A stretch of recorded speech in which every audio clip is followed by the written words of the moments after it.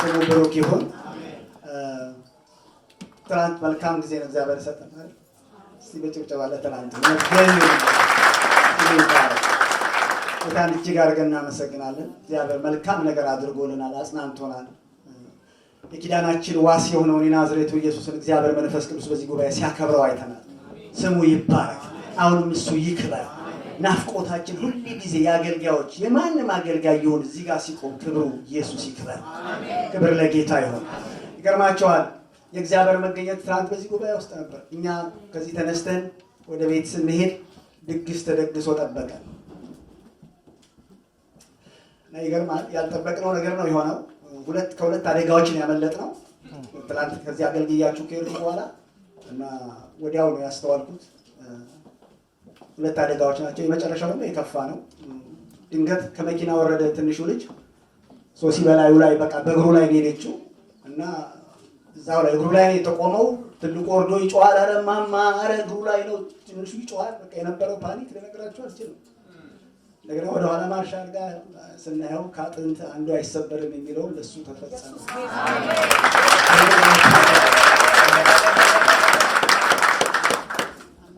በእርግጥ ጌታ ሰርቷል። የገባኝ እውነት እሱ ነው። በጣም አናደነዋል፣ ገና ይናደዳል። የገባኝ ይሄ ነው። እንዲህ አይነት ነገር ይገጥመኛል። ከዚህ በፊትም እንደዚህ እናንተን አገልግዬ ወደ ቤት ስንሄድ መኪናችንን ሌባ ይዟት ሄደ። ከቆመችበት የዛኑ ሰዓት እኔ እዚህ ጮሃለሁ፣ ሌባው ይዞት ሄደ። ለእኔ የሚሰማኝ ስሜት ምንድነው? ጌታ በመካከላችን ነው። ስሙ ብሩክ ይሁን። የጌታ መገኘት በዚህ አለ። ዛሬም ያ ጌታ በክብር ስላለ ሁላችሁ ተነስታችሁ አንድ ክብር እንግዳ አለኝ መንፈስ ቅዱስ የሚባል በጭብጨባ ሁሉም ሰው የክብር ያንስበታል። ሁሉም ሰው የክብር እንግዳ መንፈስ ቅዱስ መልካም ብለዋል። ወደዚህ ጉባኤ እልልታ ህይወት ያላችሁ ለዚህ ጌታ ኢየሱስ ክርስቶስን የሚያከብረው ይሄ መንፈስ ወደዚህ ጉባኤ እናመሰግንሃለን። አባታችን ሆይ በዚህ ቅዱሳን በልጆች መካከል አንተ ስላለ ተመስገን። ምናልባት እኛ ጌታው ሰዎች ቦታ የማይሰጡ ራሳችንም ለራሳችን ቦታ የማንሰጠውን አንተ ግን በአንተ ፊት ምን ያህል የከበርና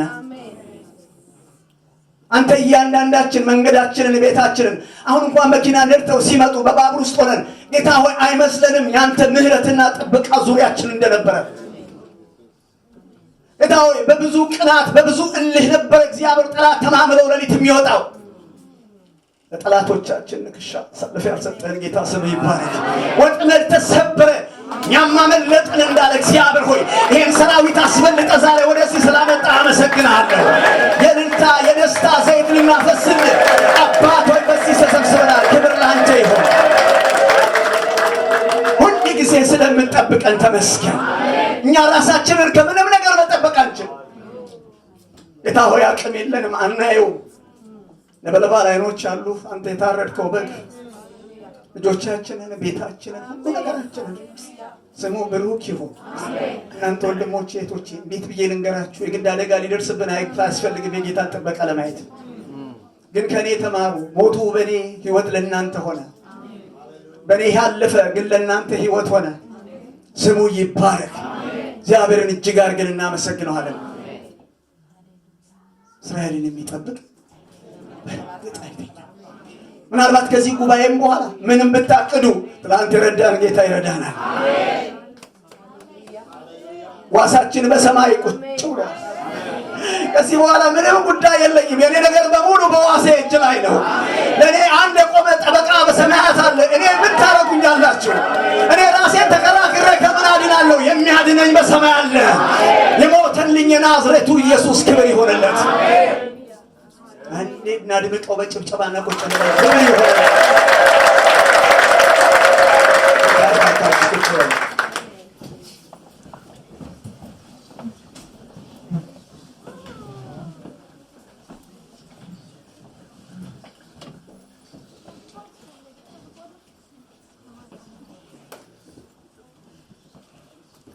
ትናንት እንዳልኳችሁ የሞት ፍርድ ታላቅ ወንድም ምህረት ዛሬም በፊቱ አቆመኝ።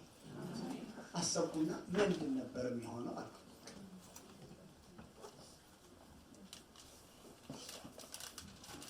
ምን ነበር የሚሆነው ጌታ የሆነ ነገር እንኳን ቢሆን ምን ነበር የሚሆነው አልኩ። ግን ሁሉ በሱ ቁጥጥር ስር ነው። አትስጉ። የትናንቱ ያወራንለት ያዋሳችሁ በሱ ቁጥጥር ስር ነው። ፓኒክ የለም። እሱ ላይ ወጪ ሁሉ ላይ ፕሮግራም ነው። በሱ ዘር ሁሉ የሚሆነው ሊሆን የማይሆነው ስሙ ይባላል። ኦኬ፣ ወደ ዛሬ መልእክታችን እንሄዳለን። ዛሬ እግዚአብሔርን ቃል እንካፈላለን። የመልእክቴ ሐሳብ በጥያቄ ነው የሚጀምረው። በእርግጥ ጌታ ኢየሱስ ክርስቶስ ከሞት ተነስቷል ወገኖች? ተነስቷል። እሱ ነው የመልእክቴ ርዕስ። በእርግጥ ተነስቷል።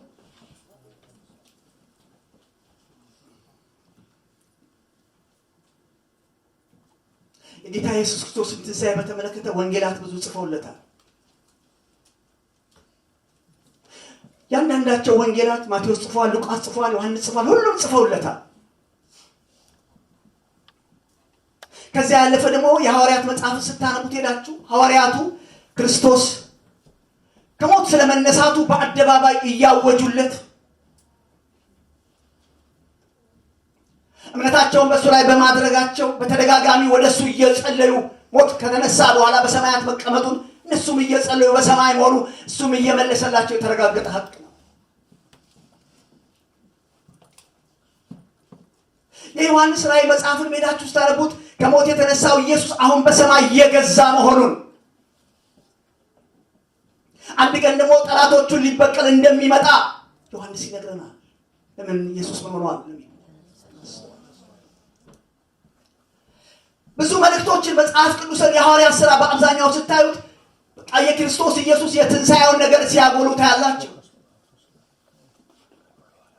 ዛሬ ግን ከነዚህ ሁሉ መልእክቶች በላይ ስለ ትንሣኤው በስፋት የተነገረበት የእግዚአብሔር ቃል አንደኛ ቆሮንቶስ ምዕራፍ 15 በጥቂቱ ዛሬ ይጀምራል።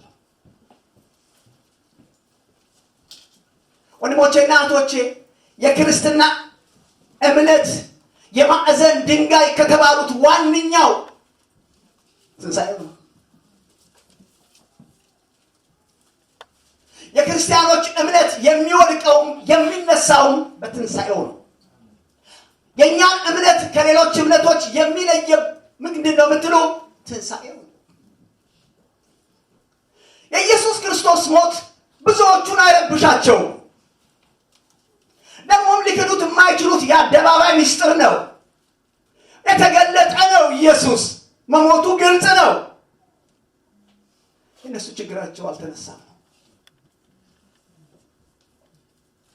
ስለዚህ እያንዳንዳችሁ እዚህ የተቀመጣችሁ ወንድሞቼና እህቶቼ ስለ ክርስቶስ ትንሣኤና የክርስቶስ የትንሣኤው ኃይል ለእኔ ምን አደረገልኝ፣ ምንድነው ከትንሣኤው ያገኘው ጥቅም የሚለው የእውቀት መረዳት ባለጠግነት ዛሬ ወደ እናንተ ይፍሰስ።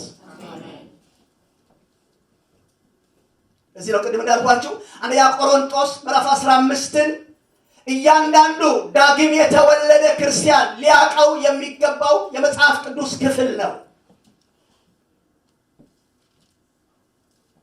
ይገርማችኋል፣ ቆሮንቶስ የግሪክ ዋና ከተማ ነበረች። ግሪኮች ደግሞ በሙታን ትንሣኤ አያምኑም። ግሪኮች የሚያስደንቃቸው ጥበብ ነው። እዚህ እግዚአብሔር ቃል ሲናገር በአንደኛ ቆሮንቶስ 1:22 ላይ አይሁድ ምልክትን ይፈልጋሉ፣ የግሪክ ሰዎችስ ጥበብን። የግሪክን ሰው በሆነ ነገር ልታስደስቱት አትችሉም፣ ጥበብ ስለሚናፍቁ። ታስታውሳላችሁ የእግዚአብሔር ቃል በሐዋርያት ሥራ ምዕራፍ 17 ላይ ጳውሎስ በተሰሎንቄ 3 ሰንበት ከቆየ በኋላ ሊገሉት ስለፈለጉ አምልጦ ወደ አቴና እንደገባ የእግዚአብሔር ቃል ይናገራል። በአቴና ገብቶ እያለ አማልክቶቻቸውን ደርድረው ለብዙ አማልክት ሲጸልዩ ወይም ሲያመልኩ አይቶ አንድ ቦታ ላይ ብቻ የማይታወቅ አምላክ የሚል ጽሑፍ እንዳነበበ የእግዚአብሔር ቃል ይናገራል። ለዚህ ነው ጳውሎስ አጋጣሚውን አገኘና እኔ ልንገራችሁ ይሄ የማይታወቀውን አምላክ አላቸውና እዛው ቁጥር 31 ላይ እንደዚህ ይላል፣ እግዚአብሔር ቀን ቀጥሯል፣ ባዘጋጀው ሰው እጅ በዓለሙ ላይ በጽድቅ ሊፈርዳል። ስለዚህ አላቸው እርሱን ከሙታን በማስነሳቱ ሁሉን አረጋግጧል ሲላቸው የሙታን ትንሣኤ በሰሙ ጊዜ እኩሌቶቹ አፌዙበት ይላል። ለአንድ ግሪካዊ ሰው ከሞት ተነሳ ማለት እነሱ ቀልድ ነው። በዚህ ክፍል ላይ አፌዙበት። እኩሌቶቹ ግን ተባብረው አመኑ ይላል። በዚህም ዘመን እንኳን ብዙዎች እግዚአብሔርን ቃል እያነበቡ ለራሳቸው በሚመቻቸው መንገድ እየተረጎሙት የትንሣኤውን ኃይል ይክዳሉ። ምክንያቱም ምንድነው? በዓለም ላይ ያሉ ብዙ የሃይማኖት መስራቾች ሞተዋል። ብዙዎቹ በመቃብር ውስጥ ናቸው ያሉት። እኛ የተለየ የሚያደርገው ለዚህ ነው። ኢየሱስ ግን ተነስቷል። እንዳየው ያ ምስክሮችም እንደነገሩ እኛም በእምነት ተቀብለን እስከ ዛሬ እንዳመንነው መቃብሩ ምንድን ነው ብለን ነው ነው ኢየሱስ ተነስቷል። ስለዚህ ጳውሎስ በአንደኛ ቆሮንቶስ ምዕራፍ 15 ላይ የሚገርም ሙግት ያደርጋል። ከላይ ያለው ልትሆና ወረድ ልበልና ቁጥር 12 ላይ አንደኛ ቆሮንቶስ 15:12 እንደዚህ ይላቸዋል። ክርስቶስ ከሙታን እንደተነሳ የሚሰበክ ከሆነ እናንተ አንዳንዶች እንዴት ትንሣኤ ሙታን የለም ይላሉ?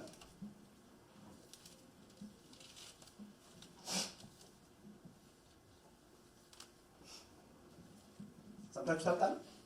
ክርስቶስ ከሙታን እንደተነሳ የሚሰበክ ከሆነ ግን ከእናንተ አንዳንዶች ትንሣኤ ሙታን እንዴት የለም ይላሉ? ትንሣኤ ሙታን የለም ማለት አስቀድሞ ኢየሱስ ምን አልሆነም ነው እያሉ ያሉት፣ አልተነሳም። ከዛ ወደ 7 ነው 8 ማስረጃዎችን ይደረደራል። ወይ ክርስቶስ ካልተነሳማ ስብከታችን ከንቱ በሆነ ነበር። እንደዚሁ እነዚህ የቆሮንቶስ አማኞችም እምነት ከንቱ ነበራ። ክርስቶስ ምን ካልሆነ ካልተነሳ፣ የቆሮንቶሶች ብቻ አይደለም የኛም እምነት ምን በሆነ ከንቱ በሆነ ኢየሱስ ካልተነሳማ።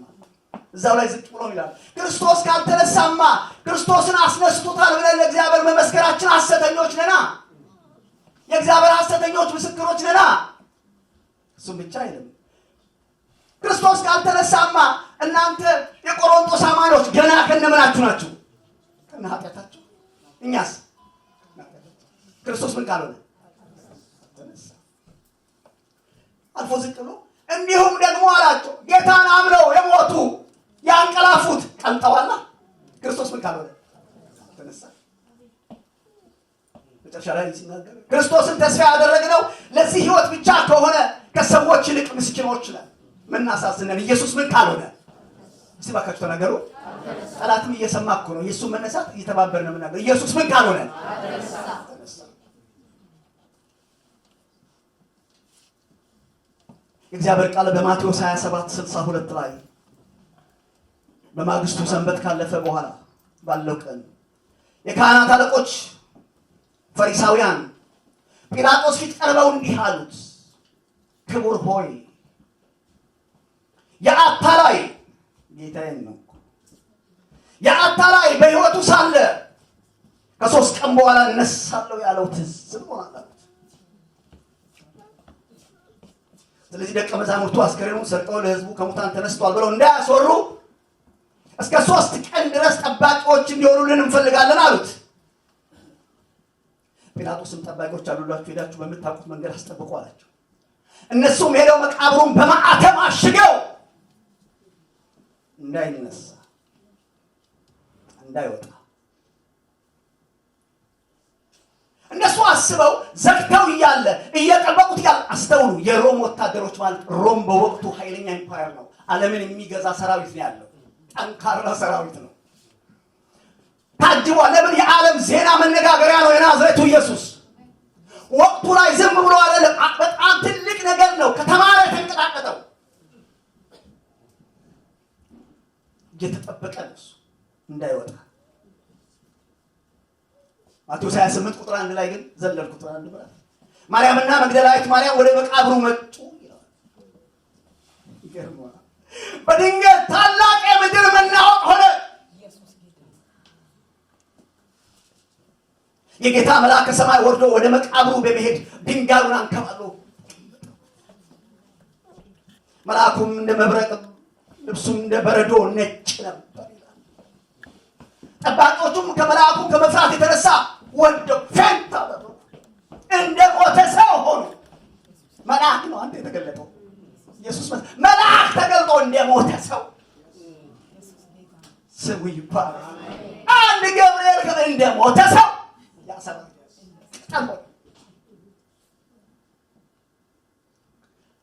ዞር አሉና ግን ለሴቶቹ ቁጥር 5 ላይ አትፍሩ፣ የተሰቀለውን ኢየሱስን እንደምትፈልጉ አውቃለሁ። በዚህ የለም እንደተናገረው ተነስቷል። ኑና ተኝቶበት የነበረውን ቦታ ይፈጥናችሁ ለደቀ መዛሙርቱ ከሙታን ተነስቷል ብላችሁ ሂዱና ንገሩለት። እሱ ደግሞ ወደ ገሊላ ምን ያደርጋችኋል? ጠባቂዎቹም ካህናቱም የሆነውን ነገር ባዩ ጊዜ ለሽማግሌዎቻቸው ሮጠው ሄዱና ነገሯቸው።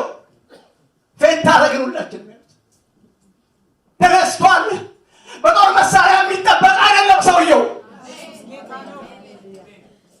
ኧረ በሱ አይጠበቅም እንደ ከዚያ ምንድን ነው ሚስጥሩ? በቃ እቺ ወሬ እንዳትወጣ ተባለ። ለእናንተ ብር ይሰጣችኋል።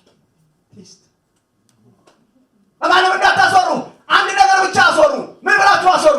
ደቀ መዛሙርቱ ሌሊት መጥተው ምን አደረጉት? ያ ወሬ እስከ ዛሬ ድረስ ይወራል። ተሰርቋል እንጂ ኢየሱስ ምን አልሆነ። አቤት ሰይጣን ስራ ፈት። በጣም ይገርማችኋል። ሌላ ደግሞ ነገር ልንገራችሁ። ዓለም ምን ብላ እንደምታወራበት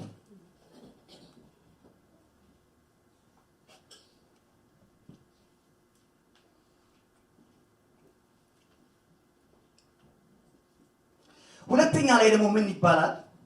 አንዳንዶቹ ደግሞ እንደዚህ ይላሉ፣ በእርግጥ ኢየሱስ በመስቀል ላይ አልሞተም። ከመደብደቡ የተነሳ ፌንት ነው ያደረገው። ፌንት ስላደረገ አወረዱትና ወስደው በመቃብር ውስጥ ከተቱት። ድንገት ሌሊት ላይ ቅስቃሴም ስለነበረ ከፌንት ነቃ።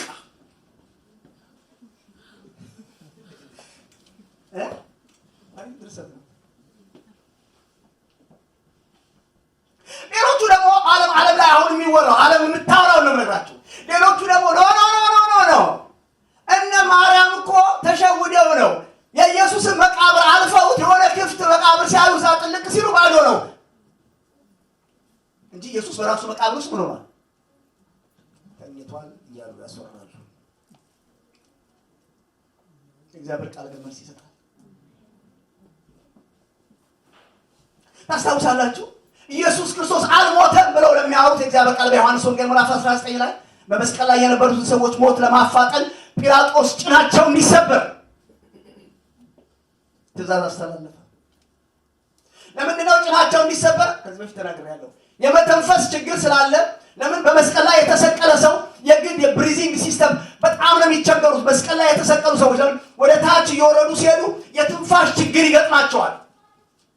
እየተዘቀዘቁ በሄዱ ቁጥር ትንፋሽ ስለሚያጡ የግድ ባላቸው በተቸነከረው ችንካር ላይ ሆነው ወደ ላይ ተነስቶ አየር ይስባል። የናዝሬቱ ኢየሱስ ለ4 ሰዓት ለማያስ የአየሩ ጌታ አየር አጥቷል። ኃይለኛ ስቃይ ነበረ። ለዚህ ነው መሰበር ያለባቸው ወደ ላይ እንዳይነሳን አየር እንዳይስብ እዚህ ጋር ይሰብሯቸዋል። ይገርማቸዋል። ጲላጦስ ትእዛዝ ሰጠ፣ ስበሯቸው ብሎ ሊሰብሯቸው ሲመጡ የናዝሬቱ ኢየሱስ ግን አስቀድሞ ሞቶ ነበር። መጽሐፍም ከአጥንት አንድም ምን አይሆን አይሰበርም የሚለው ቃል ይፈጸም ዘንድ ወጉት፣ የወጉት ሁሉ ያዩታል የሚባለው ቃል ይፈጸም ዘንድ። ስለዚህ ጌታችን ኢየሱስ ክርስቶስ በእርግጥ ምን ሆኖ ነበር? ሞቶ ነበር። ተሰርቋል ደግሞ የሚለው ነገር መልስ ልስጥና ወደ ሐሳቤ ልገስግስ። ህሊና ያለው ሰው ሌሊት መጥተው ደቀ መዛሙርቱ ምን ያደረጉት? አንተ ሐሙስ ማታ አላውቀውም እያለ በገረድ ፊት የሚል ይገዘት የነበረ ጴጥሮስ አቅም አግኝቶ ና ዮሐንስ ምናምን ኑ እጃቸው ጠቅልለዋል ከሮም ወታደር ጋር ሊደባደቡ። ይህ ቅዠት ነው እንጂ በምን አቅማቸው ነው እነኝህ የሮም ወታደሮች ሬሳ ለመስረቅ የሚሄዱት? ሶስተኛው ሴቶቹ ተሳስተው ነበር፣ ወደ ተሳሳተ መቃብር ሄደው ነበር ካሉ የአይሁድ አለቆች እኮ ዛሬም እናንተ ሄዳችሁ ያያችሁት አይሁድ እዛው እስራኤል ከተማ አይደል? ካህናቶቹ ለምንድን ነው እውነተኛውን የሬሳ ቦታ የሚያሳዩት? ኃይል በእጃቸው ነበር።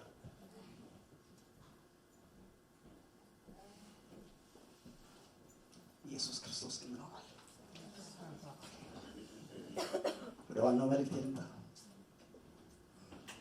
ጳውሎስ ለግሪካውያን ለቆሮንቶሳውያን ይህን አይነት የተጣመመ አመለካከት ለነበራት ከተማ ይህን እውነት ለማስረዳት ብርቱ ትግል ያደርጋል። በእርግጥ ኢየሱስ ከሞት ተነስቷል ወይ? ኢየሱስ ከሞት ከተነሳስ ከሱ ጋር ያመኑ አማኞችስ ሕይወት ምን ይመስላል? ይነሳሉ ወይ የሚለው ሁሉ ፓኬጅ አንደኛ ቆሮንቶስ 15 ውስጥ ታገኙታላችሁ። ኢየሱስ ተነስቷል ወይ? ዛሬ ጳውሎስ በመካከላችን ቢኖር ዛሬ በሕይወት ቢኖር ሰማችሁኝ? ዛሬ ጳውሎስ በመካከላችን ቢኖር ማስረጃ የሚያደርገው ኢየሱስ ተነስቷል ወይ ተብሎ ቢጠይቅ ማስረጃ የሚያደርገው ምን ይሆን? እሱን ነው ዛሬ የተመካከለው። ዛሬ ለሰይጣንም ሆነ ለዓለም የኢየሱስ ክርስቶስ ከሞት መነሳት ማስረጃ ምንድን ነው? ሉቃስ ላይ ተጽፏል ነው ጳውሎስ የሚለው ስሙት።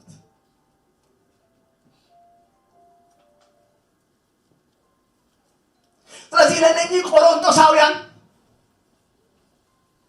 ይሄ አይነት ችግር ለተነሳባት ከተማ የኢየሱስ መነሳትን በኃይል ለሚቃወም ከተማ ጳውሎስ ማስረጃ ቀረበ። ማስረጃው ደግሞ አንደኛ ቆሮንቶስ ምዕራፍ 15 ቁጥር 1 ላይ አለ። ሃሌሉያ! ወደዚህ ከፍታ ያሳድገን። አንደኛ ቆሮንቶስ 15 1 ላይ ኢየሱስ ክርስቶስ ተነስቷል ወይ ለሚለው ማስረጃ ጳውሎስ አዎ ተነስቷል አለ። አሜን ተነስቷል አላቸው። ምንድነው ማስረጃ ሲባል በዛ አንደኛ ቆሮንቶስ 15 ቁጥር 1 ላይ ወንድሞቼ ሆይ የሰበኩላችሁን ደግሞም የተቀበላችሁትን በእርሱም ደግሞ የቆማችሁበትን በእርሱም ደግሞ የምትድኑበትን ወንጌል አሳስባችኋለሁ። አራት ነገር ነገራቸው። አንደኛ የሰበኩላችሁን፣ ሁለተኛ የተቀበላችሁትን፣ ሶስተኛ የቆማችሁበትን፣ አራተኛ የምትድኑበትን። ዝቅ ብላችሁ ቁጥር 3 ላይ በከንቱ ካላመናችሁ በስተቀር ይላችኋል። ምን ማለቱ ነው? ይኸውላችሁ ጳውሎስ በአንደኛ ቆሮንቶስ ምዕራፍ 2 ላይ ወደ እናንተ በመጣው ጊዜ ብሎ አስታውሳቸዋል። ገና ጳውሎስ ወደ ቆሮንቶስ ሲመጣ የነበረውን ጊዜ አስታውሳቸውና ወደ እናንተ በመጣው ጊዜ በቃልና በጥበብ ብልጫ ለእግዚአብሔር ምስክርነትን እያወራሁ አልመጣሁም። በመካከላችሁ ሳለሁ ከኢየሱስ ክርስቶስ በቀር እንደተሰቀለ ሌላ ነገር እንዳላቆርጬ እምነታችሁ በእግዚአብሔር ኃይል እንጂ በሰው ጥበብ እንዳይሆን ቃሌም ስብከቴም መንፈስንና ኃይልን በመግለጥ ነበር እንጂ በሚያባብል የጥበብ ቃል።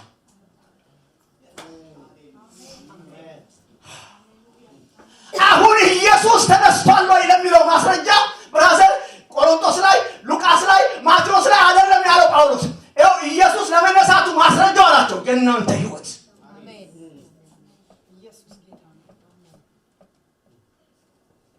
ስሙኝ፣ ቆሮንቶስ በትንሹ 12 ቤተ መቅደስ ነበረባት ይላል። ከነኚህ ቤተ መቅደሶች ውስጥ አንደኛው አፍሮዲጦ የምትባለው ቤተ መቅደስ በጣም በቤተ መቅደስ ውስጥ ከዛ ስርዓት ጋር አምልኮ ጋር የተያዘ የዝሙት ስራ ነበረ።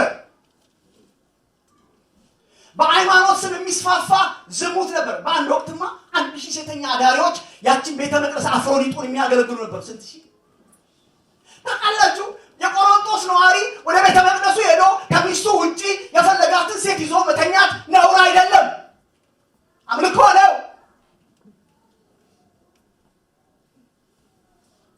ከፈለጓ ሴት ጋር ይተኛሉ። ከተማይቱ ላይ ያን ያህል ነውር አይባልም። ጳውሎስ የሚለውን አግኙት። ከዚህ አይነት አጋንንታዊ ህይወት፣ ከዚህ አይነት ጣዖት ከተሞላበት ህይወት እንደዚህ ዞራችሁ ዛሬ በቤቱ የመቆማችሁ ምስጢር እኮ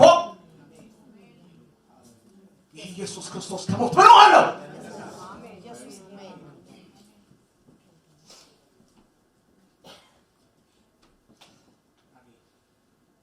ወደዚህ ከፍታ ነው የምንሄደው።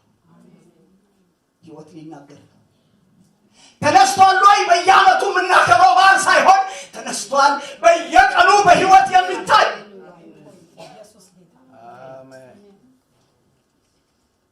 አንደኛ ቆሮንቶስ 6:9 ላይ እዛው ቆሮንቶስ ተማሩ። አንደኛ ቆሮንቶስ 6:9 ላይ ወይስ አመፀኞች የእግዚአብሔርን መንግስት እንደማያወርሱ አታውቁም? አትሳቱ፣ ሴሰኞች፣ ጣዖትን የሚያመልኩ አመንዝሮች፣ ከወንድ ጋር ዝሙት የሚሰሩ ሌቦች፣ ገንዘብን የሚመኙ ሰካራሞች፣ ተሳዳቢዎች፣ ነጣቂዎች የእግዚአብሔር መንግስት ከዛ በኋላ ያለው ምንድን ነው? ከእናንተ አንዳንዶች እንደዚህ ነበራችሁ። ከእናንተ አንዳንዶች ሰካራም፣ ሌባ እንዲህ ነበራችኋልና ግን አላቸው በጌታ በኢየሱስ ክርስቶስ በአምላካችንም መንፈስ ታጥባችኋል፣ ጸድቃችኋል፣ ተቀድሳችኋል። ቆሮንቶሶችን ይሞግታቸዋል ጳውሎስ። ከየት ወዴት ነው የዞራችሁት? ወንጌል ከምን ወደ ምን ዞረ? ኢየሱስ ተነስቷል። አዎ፣ ከምን ወደ ምን አዞረ?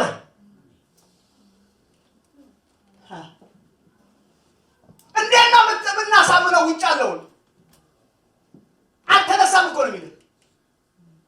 ምን ትሰጠዋለህ ማስረጃ? ማቴዎስ የምትሰጠው ግን ማስረጃ እግዚአብሔር ዛሬ ይፈልጋል። ህይወቴ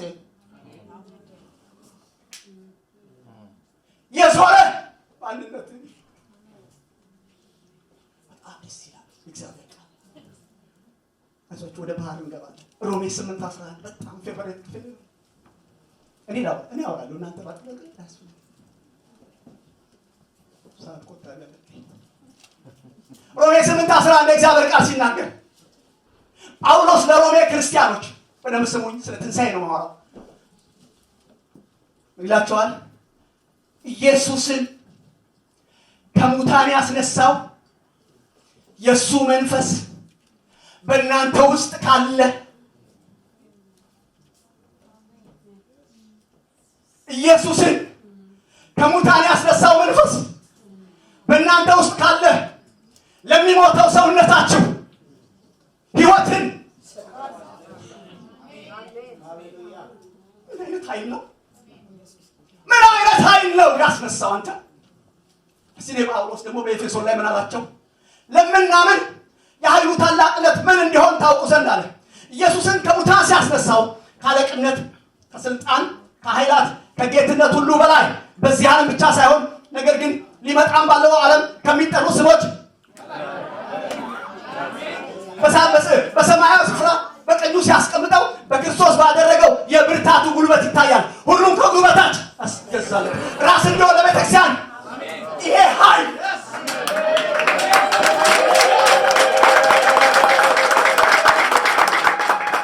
ወንድሞችና እህቶቼ ይሄ ኃይል እኮ ነው ኢየሱስን ከሙታን ያስነሳው ኃይል አንተ ውስጥ።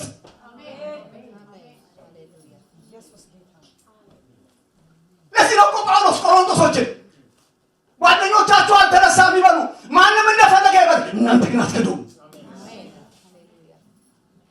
ማንም ምንም ይበል፣ እኛ ግን አንክድም። ከምን ወደ ምን እንዳዞረን እናውቃለን፣ ከምን እንደለወጠን እናውቃለን። ለምን ከእኛም ከእነዚህ ውስጥ እንዳንዳንዶቹ ነበርና ሌባ፣ አጭበርባሪ፣ ሰካራም ከአባቴ ጋር ቁጭ ብዬ ጠጅ ብጠጣ ይሄ ሰው እኮ ነው ሲጋቆሙ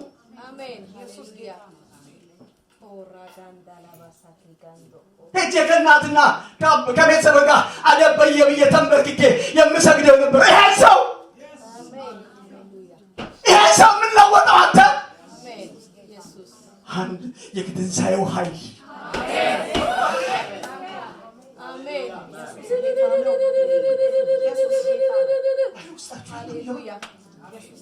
ኢየሱስን ከሙታን ያስነሳው መንፈስ በአድዬባቸው ውስጥ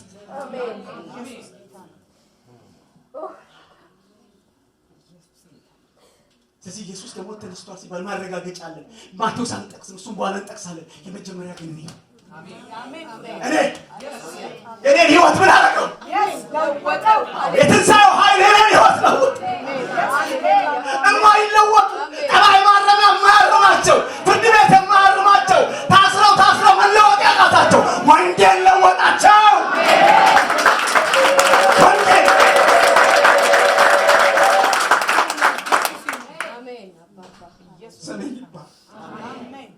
ሰው መሳቂ መሳለቂያ እሷ ተብለሽ እሷ አቤት የእሷ ህይወት ኢየሱስ ጌታ ነው። አሜን ሃሌሉያ።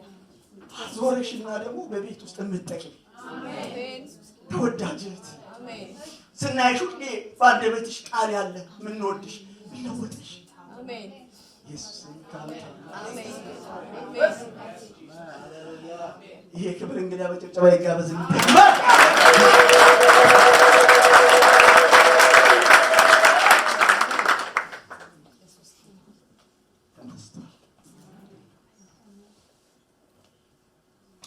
ጴጥሮስ ስለዚህ ነው በአንደኛ ጴጥሮስ 1:3 ላይ ኢየሱስ ክርስቶስ ከሙታን በመነሳቱ አለ ለሕያው ተስፋ ለማይጠፋ እድፈት ለሌለበት እንደ ምሕረቱ ሁለተኛ የወለደን የኢየሱስ ክርስቶስ አምላክና አባት ምን ይሆን ይባረክ። አሜን። ሁለተኛ የወለደን በማን ምክንያት? ኢየሱስ ክርስቶስ ከሙታን በመነሳቱ። ትንሣኤውን እዚህ ጋር ከመወለዳችን ጋር አያያዘው። ለምን ዳግም ስንወለድ የተቀበልነው አዲስ አይነት ህይወት በመንፈስ ቅዱስ ኃይል አንድ ህይወት ወደኛ መጣ። ስም ብሩክ ይሁን። እስቲ አጠገባችሁ ያለውን ሰው ለማለት ሳይሆን ትንሣኤውን ስታከብር የተካፈልከው የትንሣኤው ህይወት የተካፈልከው የትንሣኤው ህይወት ለማለት አይደለም። ወንድሞች እናቶች ግዴላችሁ ውስጣችሁ ላነሳሳው ነው። አው ተራሰው አይደለሽም። የተካፈልከው የትንሣኤ ህይወት አንተ ነህ ምስክር በይው። ያዘውና ግዳ አንተ ነህ ምስክር። የትንሣኤው ምስክር አንተ ነህ። ወንጌል የተቀበልከው አንተ ነህ። አው ነገ ለሰፈር ነገ ስራ ቦታ ኢየሱስ ተነስቷል። አንተ ነህ የምትመሰክረው። ያንተ ህይወት ነው ምስክር።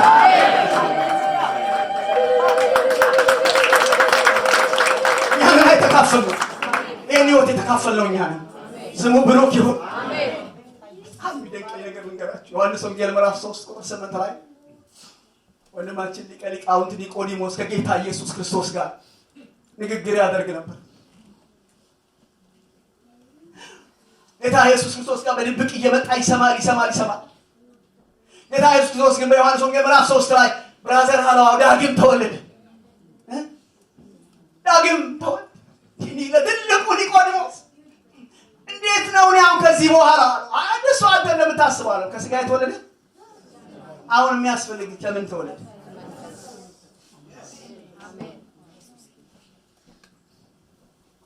አልገባው። እንዴት ይገባል? አልገባው። አስቡኝ፣ የአይሁድ ሊቅ ነው፣ የሸንጎ አባል ነው። ስለዚህ ጌታ ኢየሱስ ክርስቶስ ሶስት ምሳሌዎች ዮሐንስ 3 ላይ ነገረው። እኔ ሶስቱ ምሳሌ አልናገርም፣ አንዱ ብቻ የፈለኩት። ሶስት ምሳሌ ነገረው። አንደኛው ልደት ነው፣ ሁለተኛው ንፋስ ነው፣ ሶስተኛው የነሐስ እባብ። እኔ ንፋስን ልናገር። ኒቆዲሞስ አለው አሁን ማውራት ነገር አልገባህም አይደል አለው። አንድ ታሪክ ላስረዳሃለሁ። የምታውቀው ታሪክ ምን? ስለ ነፋስ አለው ወደሚወደው ይነፍሳል። ከወዴት እንደመጣ ወዴት እንደሚሄድ አታውቅም፣ ግን ድምፁን ብቻ ትሰማለህ አለው። ነፋስ አላችሁ። ሰሞኑን አንድ ነገር ወንድሜ ጆን ፈልግልኝ ብዬው ፈልግልኝ መልእክት ላይ በዓለማችን ላይ ትልልቅ ነፋሳት አሉ። መጽሐፍ ቅዱስ ላይ ማን የሚባለው ነፋስ? አውራቂስ ሐዋርያት ሥራ 7 ላይ በዓለማችን ላይ ትልልቅ ነፋሳት አሉ። ጌታ ኢየሱስ ክርስቶስ ስለ መንፈስ ቅዱስ ለማውራት ምንድነው የተጠቀመው ቃል? ነፋስ። ባይዘው ነፋስ ማለት በግሪኩ ሄዳችሁ በምኑ ማንበቡት ነፋስ ነው። ትርጉሙ እሱ ነው። መንፈስ ነፋስ ይላል። ይገርማችኋል። በዓለማችን ላይ በጣም ብዙ አይነት ነፋሳት አሉ የተነሱ። ሁለቱን ልናገር። አንደኛው ትሮፒካል ኦሊቪያ የሚባለው ነፋስ በሰዓት ስሙኝ፣ በሰዓት 408 ኪሎ ሜትር ይሮጣል። በ2010 ነው ይሄ ነፋስ የነፈሰው። 47.5 ሚሊዮን ብር ኪሳራ ያመጣ ነፋስ። እሱ መጣ ማለት እንዲሁ እንዳማረብን ሰማይ ነው ውስጥ መኪና የለ፣ ቤት የለ፣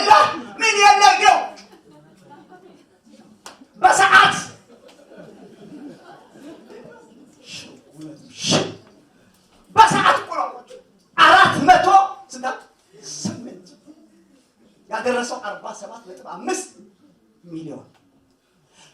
ሁለተኛው ነገር ቶርናዶ ነው። ቶርኔዶ ወይ ጉድ! በታሰበ ቶርኔዶ ደግሞ ኦክላማ የምትባለው ከተማ ላይ በ1999 የነፈሰው 512 ኪሎ ሜትር ይወጣል። እሱ ደግሞ ከዛ የባሰ ነው። ጌታ ኢየሱስ ለኒቆዲሞስ ብራዘር ዳግም መወለድ አታውቅም አለው። ንፋስስ አውቃለሁ። ንፋስ ከሆነ ቦታ ተነስቶ ወዴት ይሄዳል? የንፋስ መምጣት የምናውቀው ከየት እንደመጣ ወዴት እንደሚሄድ ሳይሆን ንፋስ ሲመጣ የምናውቀው በስራው የማይጠገው ነገር ይኸውልህ መጽሐፍ ሲናገር በሐዋርያት ሥራ ምዕራፍ 2 ላይ ደቀ መዛሙርቱ ተሰብስበው እያለ እንደሚነጥቅ አውሎ ነፋስ ለካ መንፈስ ቅዱስ እንደሚነጥቅ ኢየሱስን የተቀበልክ ቀን አንተ ላይ ምን ነፈሰ? ሃሌሉያ እናንተ ገብቷል እንዴ? የምድር ንፋስ ጠራርጎ መኪና የለ ምን ያለ ይዞ ሄደ። መንፈስ ቅዱስ ኢየሱስን የተቀበልክ ቀን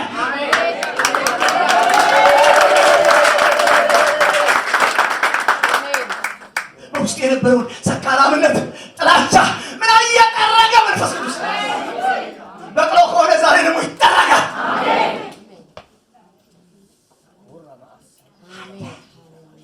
ነፋስ ወደሚወደው ናቼ የነፈሰበት ቀን አያችሁ። ለዚህ ቁሌትን ሳያመሰክር ይሆንቸዋች የነፈሰበት ቀን ውስጥ የነበረውን ገለባ ጠራረገና የናዝሬቱ ኢየሱስ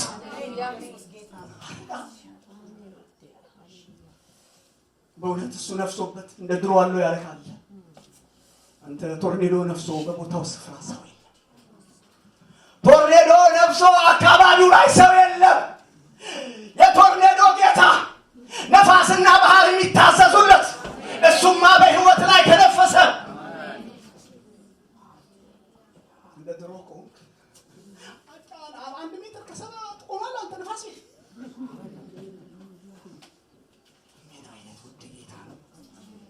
ነፈሰብሽ።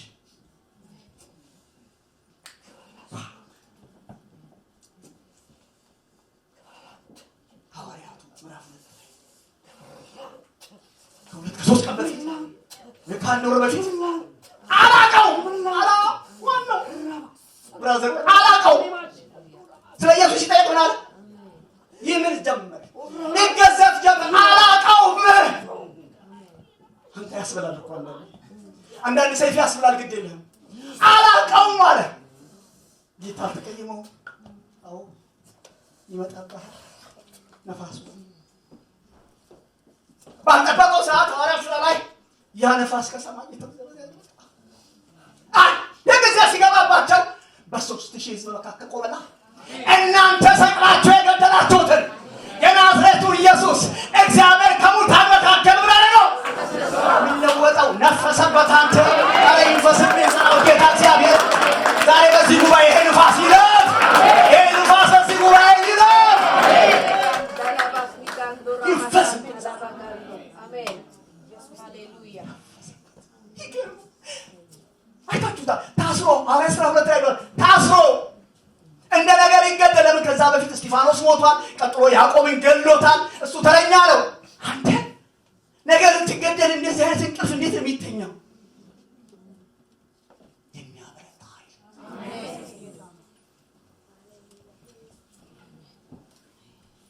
የትንሣኤው ምስክሮች እኛ የነፈሰባቸው ዮሐንስን እዩት እስቲ። ጌታ ኢየሱስ ወደ ሰማርያ ሲሄድ የሰማርያ ሰዎች አልቀበልም ስላሉት ኢየሱስን ጌታ ሆይ አለው እሳት ከሰማይ ወርዶ ይብላቸው። ኢየሱስ ዞር ባየውና ምን አይነት መንፈስ ነው ያለው? ግን መንፈስ ይቀየራል።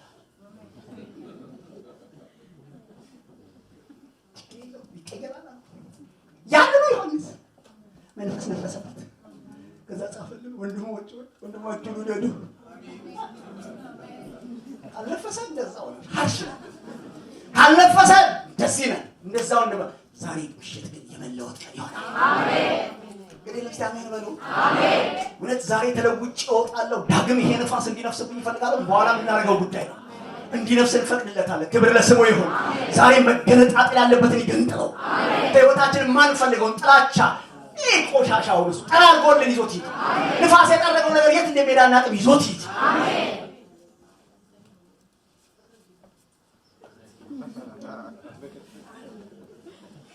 በጋራ ሆነ ይሁን የጌታ መገኘት ሲሆን እንደሱ ነው። በቀደመችው ሐዋርያት እንደሱ ነው። የግዳን ሰው የቆመው እዚህ ጋር ያወራል። ቃል ያለው እዛ ብድግ ብሎ መናገር ይችላል። ስሙ ይባረክ። እኔ በጣም የሚገርመኝን ሰሙት ልንገራችሁና ወደ ምትው ደምደሚያው ይላለሁ። የተሰሎቄ ቤተክርስቲያን እዚህ በተከታታይ ከወንድሞቼ ጋር አገልግለናል። የተሰሎቄ ቤተክርስቲያን አይታችኋታል? ጳውሎስ በሐዋርያት ሥራ 17 ላይ ጳውሎስም ወደ ተሰሎቄ ገባ ይላል። ስንት ሰንበት ቆየ? እንዳትረሱ። ስንት? 3 ሰንበት አገለገለ። ሰዎች ጌታን አገኙ።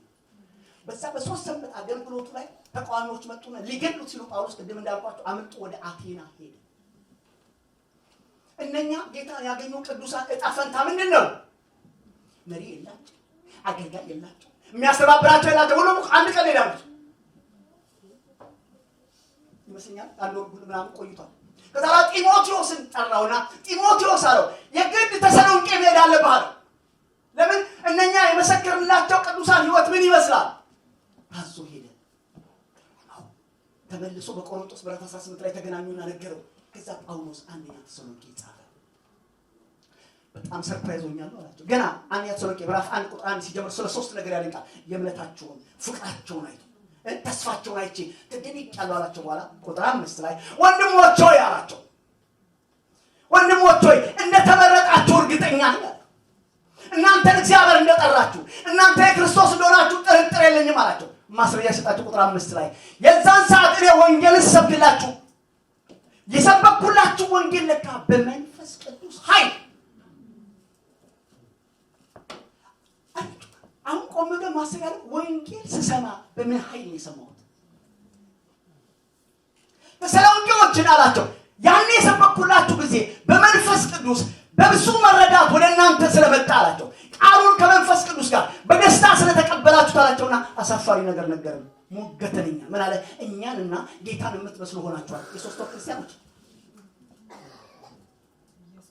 ይችላል መንፈስ ቅዱስ። ምንድነው እንደዚህ እነኚህ ሰዎች አንድ ጊዜ በ3 ወር ሽፍት ያደርጋቸው? የተሳየው ተደንቆ ምን አላቸው? 3 ነገር ያወራላቸው። በጣም የገረመኝ አላቸው። አንደኛ ከጣዖት አምልኮ ፈጥናችሁ እግዚአብሔር፣ ሁለተኛ ሕያውን አምላክ ልታገለግሉ መብቃታችሁ፣ ሶስተኛ ከሙታን የተነሳውን ከሚመጣው ቁጣ የሚያድነውን ኢየሱስ ክርስቶስ መጠባበቃችሁ። እናንተ ወንድሞቼ እናቶቼ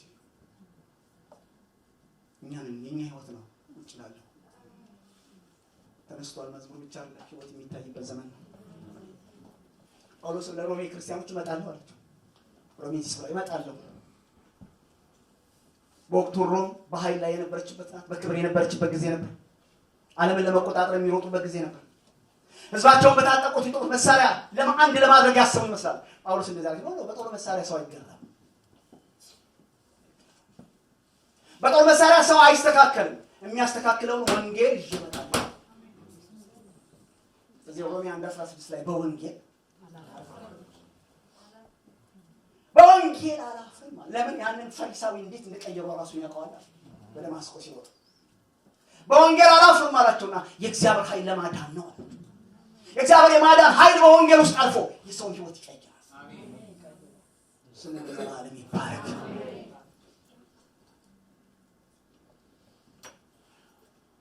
ዛሬ እጋብዛችኋለሁ።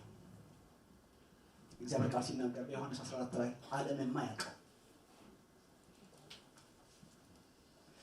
የማያውቀው አጽናኙ በውስጣችሁ ስለሚኖር እናንተ በደም ስሙኝ። እዚህ ውስጥ ያላችሁ እናንተ የክርስቶስ ልጆች በደም የተገዛችሁ ውስጣችሁ የተቀመጠው ኃይል ማን ነው? ይሄ የትንሣኤው ኃይል ማን ነው?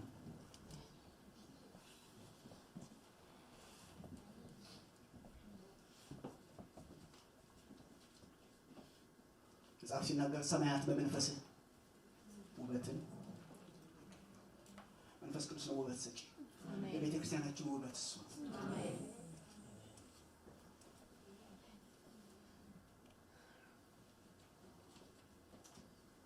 ዛሬም ቤተክርስቲያናችን ውበት ካስፈልጋት ውበቷ የሚወጣው ሁላችንም ወርደን እዛ ጋር እሱ እዚህ ጋር ብቻ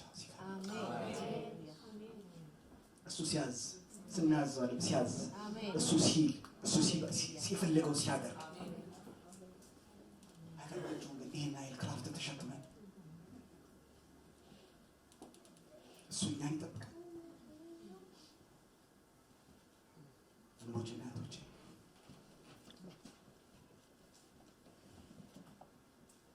አንቺ መለወጥ እየተጠበቀ ነው መሰለኝ። ከዛ ውጭ የተሸከምሽው ይሄን አይል አንቺ ነሽ። ለዚህ እግዚአብሔር ቃል በሁለተኛ ቆሮንቶስ ምዕራፍ 5:17 ላይ መጨረሻ ጥቅስ ጌታ መንፈስ ነው። የጌታ መንፈስ ባለበት በዚያ የት ያለው ስለ ውጭ አይደለም የሚያወራው። ያክፍልሽ በደንብ አሉት የሚያወራው በሰው አካል ውስጥ ስለመኖር ነው። ምን ማለቱ መሰላችሁ? ከላይ ከፍ ብሎ ሙሴ እንኳን እግዚአብሔር ጋር ሄዶ ሲመጣ ፊቱ ምን ያደርግ ነበር? ሲበሉት ስለሚያበራ ወደ ህዝቡ መቅረብ ስለማይችል በጨርቅ ፊቱን ይሸፍን ነበር። ግን የሚገርማችሁ ጳውሎስ ሚስጥሩን ነገረን። ለካ ያ ብርሃን እየደበዘዘ ነው የሚሄደው፣ የሚጠፋ ብርሃን ነው። ህዝቡ ግን ሲያዩት ሙሴ እስቲ ምን እንዳለ ነው የሚያስቡት? ብርሃን። ትናንት በተማርነው በአዲስ ኪዳን አገልግሎት ላይ ግን ሙሴ የሆነ ቦታ ሄዶ ነው የሆነ ተራራ ሄዶ ነው ከእግዚአብሔር ብርሃን ተካፍሎ የሚመጣው።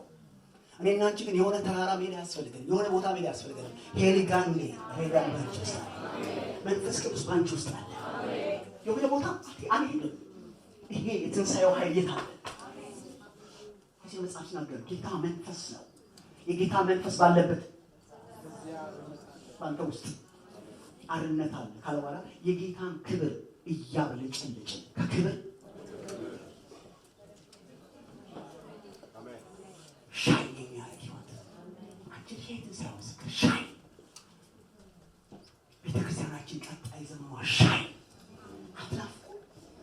እንደተያያዝን እንደተዋደድን ሁላችን ምንም አይነት ሞቲቭ የለንም። በዚህ ሚሉ አንድ ነው ዓላማችን እንዲከብር ነው አለ የተቀለትና እሱ እንደፈለገ ያጣምረንና ወደዛ መልክ ያምጣት። ሰሙ በሮኪዮ ኢየሱስ ተነስቷል። ማስረጃ እንችልሽ ዛሬ የሚያፈስ መፍረስ ያለበትን ያፈሰው እጃችሁን ሰጡኛላችሁ ይፍረስ። መፍረስ ያለበት ይፍረስ። ባካችሁ እጃችሁን ሰጧቸው ይላል። እስቲ እጃችሁን ስጡ። ክብር ለጌታ ይሁን። መሳሪያውን ተጫወቱ። ሁሉም ሰው ይነሳል። ሁሉም ሰው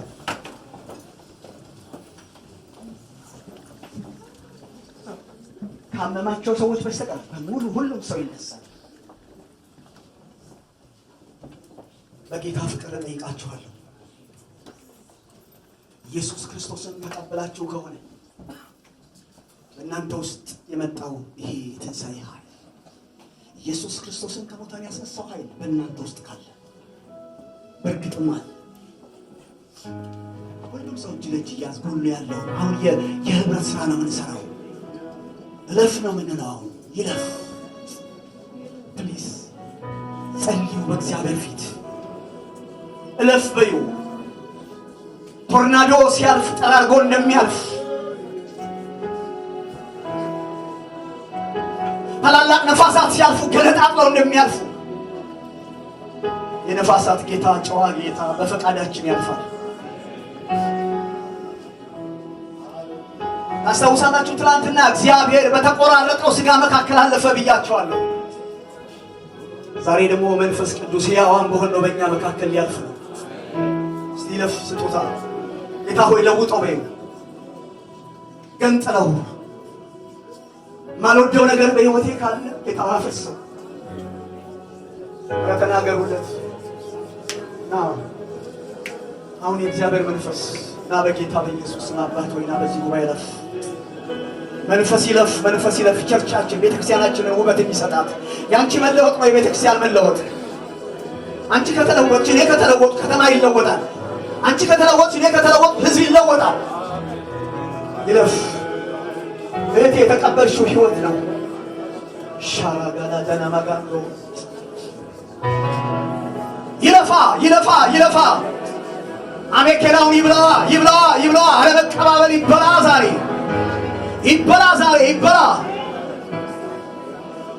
ይበላ የኔ የሆነ ነገር ይበላ በይው ጌታ ሆይ የኔ የሆነ ነገር ይበላ ዛሬ የንፋስ ይለፍ የትንሣኤው ምስክሮች ይውጡ ዛሬ ከጸሎት አምጣ ቤተክርስቲያን ዛሬ ጌታ ሆይ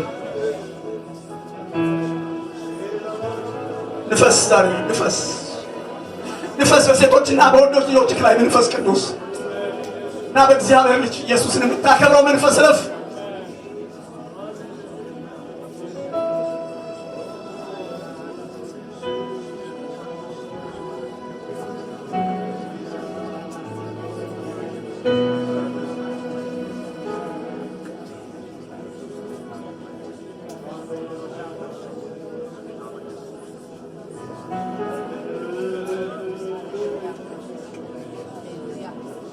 ለእናንተ እንግዳ ቃል አይደለም ያመጣሁት የምታውቁትን ቃል ነው ለማሳሰብ ያህል ነው መንፈስ ቅዱስ እኔን ላከኝ እንጂ በውስጣችሁ የተቀመጠ መንፈስ ታውቁታላችሁ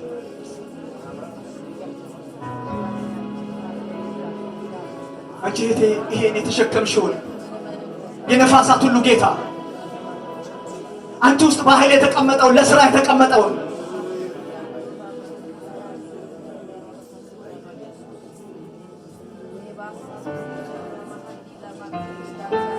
እሱ ካልነፈሰ ለውጥ የለም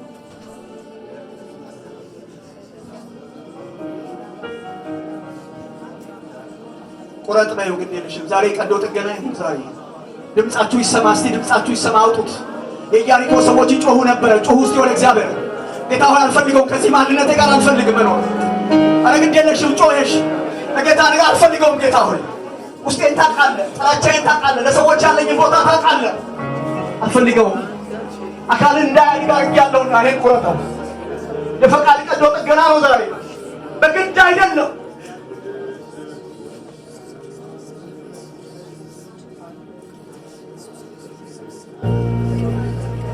እሱ ይሰራል ጠይቁት ብቻ ሕያው ነው እሱ ሕያው ነው የማንንም እርዳታ አይፈልግም እሱ ብቻ ፈቃድሽን ስጡ ያልፋል እሱ አባዬ ነፋሳት በግድ በጉልበት ያልፋሉ እሱ ግን በፈቃድሽ ያልፋል ልጄ ሆይ ልብሽን ስጪኝ ውስጥሽ አስቀምጠሽኝ እኮ ረሳሽኝ ኢየሱስን ከሙታን ያስነሳው ብሌ አንቺን ለመለወጥ አቅም አጣው ይላል ጌታ ቤተክርስቲያንን መልክ መስጠት አቃተው ጌታ ውበት መስጠት አቃተው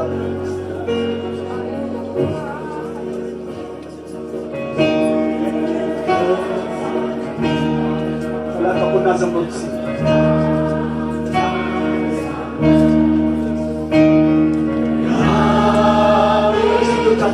ጌታ ይባርካችሁ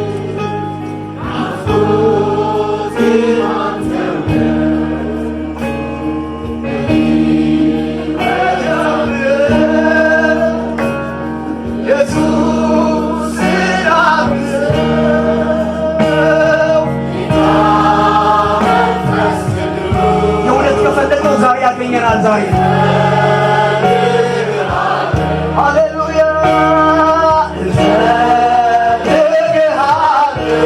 ይምጣ ዛሬ ይንፈስ የእግዚአብሔር መንፈስ አሁን በሴቶችና በወንዶች ልጆች ላይ መንፈስ የጌታዬ መንፈስ አሁን እስራትን የሚበላ ያንተ መንፈስ አለመቻለን የሚበላ የቅድስና መንፈስ የኃይል መንፈስ ራስን የመግዛት መንፈስ አሁን በጉባኤው ላይ ይውደቅ የኔ ጌታ የቅድስና መንፈስ ሃሌሉያ የቅድስና መንፈስ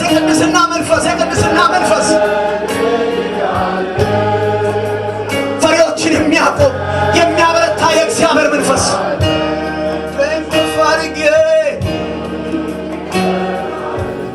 ሃሌሉያ አባቶ ይጠራሃለን ዛሬ